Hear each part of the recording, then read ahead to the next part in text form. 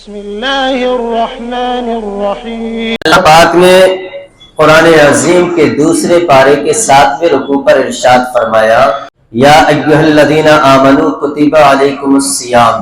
اللہ کہتا ہے اے ایمان والو تم پر روزے فرض کیے گئے، کما کتب علی الذین من قبلکم، جیسا کہ تم سے پہلوں پر فرض کیا۔ اللہ پاک نے یہاں پر بیان کیا کہ یہ ایسا نہیں ہے کہ تم نئے ہو، تم پر نئے کام کو لاگو کر دیا گیا، بلکہ تم سے پہلے بھی جو لوگ گزرے ہیں ان پر بھی روزے فرض تھے، لیکن اس انداز میں نہیں تھے، یا ایسے ایک مہینے کے نہیں تھے، ایک مہینہ مسلسل انہیں روزے رکھنا ہے، لیکن روزے ان پر تھے فرض۔ کوئی 2 دن کے رکھتا تھا، کوئی 4 دن کے رکھتا تھا، کسی کے 3 دن کے روزے ہوا کرتے تھے، لیکن پہلے کی امتوں نے بھی روزے رکھے ہیں۔ یہ اللہ نے اس لیے بیان کر دیا کہ کہیں میرے حبیب کا امتی یہ نہ سمجھ بیٹھے کہ یار یہ تو بہت بڑا کام ہے، فجر سے لے کر کے مغرب تک بھوکا اور پیاسا رہنا، تو یہ تو بہت بڑا کام ہو گیا۔ ڈاکٹر حضرات تو کہتے ہیں کہ کم سے کم دن میں 3 یا 4 لیٹر تقریباً پانی پینا چاہیے، اور اگر ہم 15 13 14 گھنٹے اگر پیاسے بھوکے رہتے ہیں تو پانی کی کمی ہو جائے گی، تو انسان کے اندر ایک خوف طاری ہو سکتا ہے، انسان گھبرا سکتا ہے۔ تو اللہ نے یہ مثال بیان کر دی کہ گھبرانا نہیں، تم نئے نہیں ہو روزہ رکھنے میں، بلکہ کما کتب علی الذین من قبلکم، تم سے پہلے بھی جو لوگ گزرے ہیں انہوں نے بھی یہ کام کیا ہے۔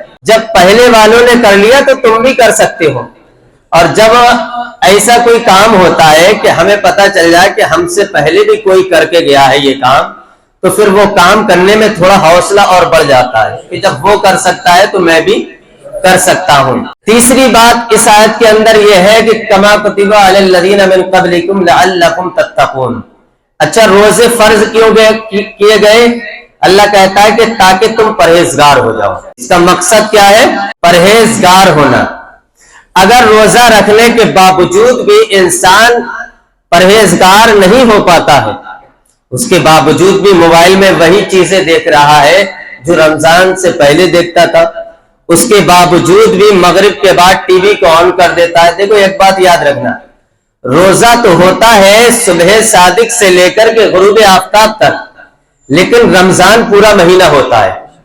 یہ نہیں کہ ہمارا رمضان اتنے ہی ٹائم تک ہے، رات میں نہیں ہے تو رات میں ہم کچھ بھی کر سکتے ہیں، نہیں، بلکہ رمضان جو ہوتا ہے وہ پورا مہینہ ہوا کرتا ہے۔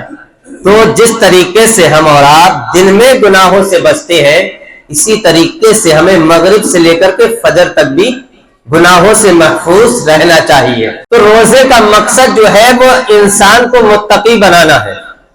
اگر وہ روزہ رکھنے کے باوجود بھی اگر ناپ تول میں کمی کر رہا ہے، ترازو میں اس نے اپنے باٹ کے نیچے ایک اور پوا لگا رکھا ہے، تو ایسے شخص کا روزہ رکھنے کا کوئی فائدہ حاصل نہیں، اس لیے کہ اللہ کہتا ہے کہ میں نے روزہ فرض کیا ہی اس لیے ہے تاکہ تم گناہوں سے بچو۔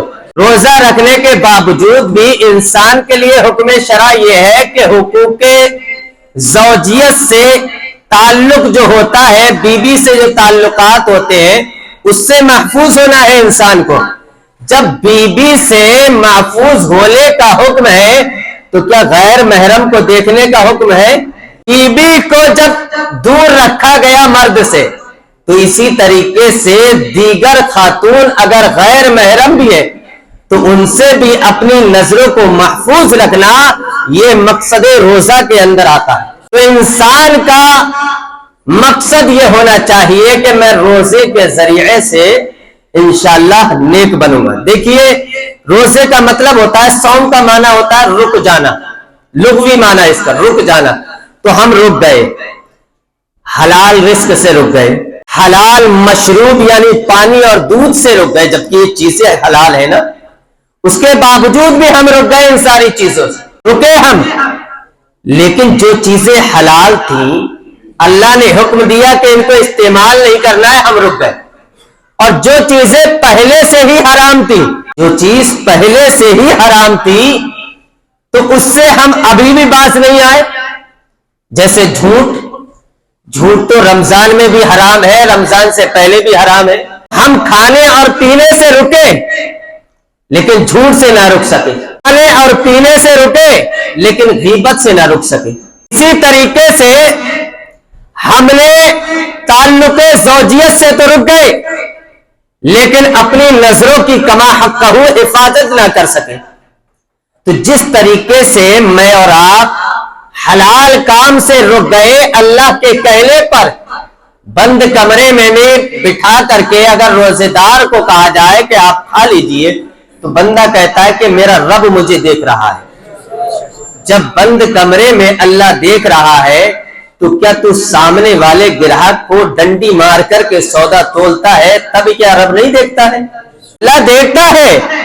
رب ارشاد فرماتا ہے یا بنیا انہا ان تکن مثقال حبۃ من خردل فتکن فی صخرۃ او فی السماوات او فی الارض یاتی بها اللہ ان اللہ لطیف خبیر. حضرت لقمان نے اپنے بیٹے سے کہا تھا کہ اے میرے بیٹے اللہ تعالیٰ قیامت کے دن اگر تمہیں کسی کھو میں چھپ کر کے دی ذرہ برابر بھی اگر گناہ کیا ہوگا یا نیکی کی ہوگی قیامت کے دن اللہ اسے بھی لے کر کے آ جائے گا. زمین و آسمان کے کسی بھی کونے میں بیٹھ کر کے کیا ہو, اس لیے کہ اللہ جو ہے باریک بینی خبر رکھنے والا ہے. تو انسان کو جس طریقے سے رمضان میں حلال مشروب سے رکا ہے اسی طریقے سے اس کو حرام کاموں سے بھی رکنا ہے, تب اس کا مقصد روزے میں یہ کامیاب ہوگا. پھر کہتا ہے اللہ کہتا ہے ایام معدودات کہ گنتی کے چند دنوں کے روزے رکھنا ہے. اتنا کریم ہے پروردگار کہ اس نے روزے فرض کیے ہم سے پہلے اور اوروں پہ بھی فرض کیے, اس کا مقصد بھی بتایا. پھر اللہ نے یہ بتا دیا کہ تم جو ہے پریشان نہ ہونا کہ پتہ نہیں کتنے دنوں کے روزے ہیں, کب جائیں گے یہ, اور کب ہم 29 رمضان آئے گی اور 30 میں زبردستی عید کریں گے. اللہ نے کہا یہ مت سمجھنا. اللہ کہتا ایام معدودات, اللہ کہتا ہے کہ گنتی کے تھوڑے سے دنوں کے روزے رکھنا ہے. بتا دیا اللہ نے, ایک اللہ نے قانون دے دیا اپنے بندے کو کہ روزے جو ہے وہ زیادہ دن کے نہیں ہے, چند دنوں کے آپ کو روزے رکھنا ہے. کتنا کریم ہے وہ پروردگار. اب دیکھیے اس ماہ مبارک کی فضیلت دیکھیے.